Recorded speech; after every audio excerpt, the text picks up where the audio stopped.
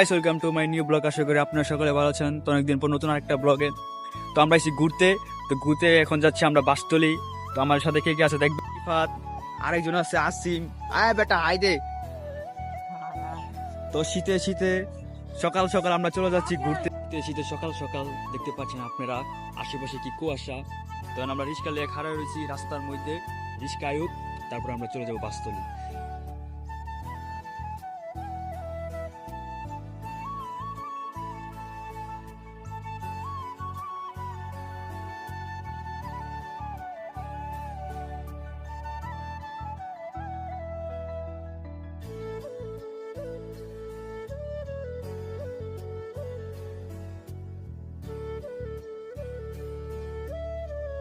আমরা বললাম বাসতলি।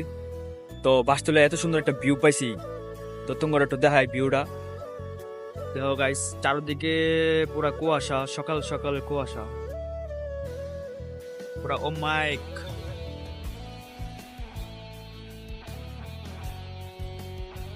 আসিম, কেমন ফিল?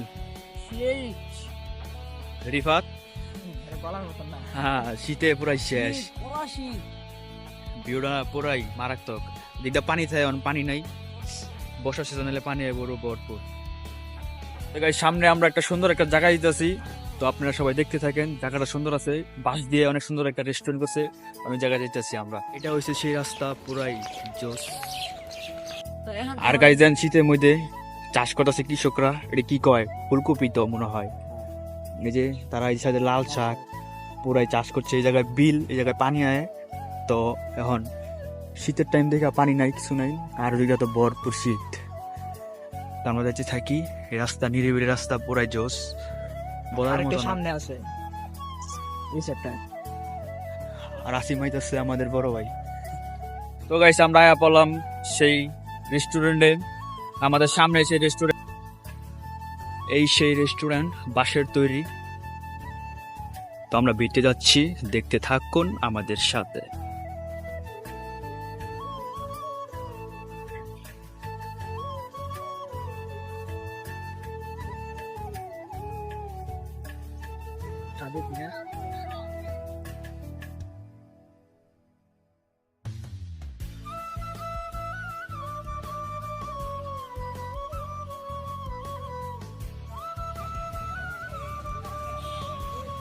তো আমরা ওই রেস্টুরেন্ট থেকে বের হয়ে চলে যাচ্ছি আরেক জায়গায়।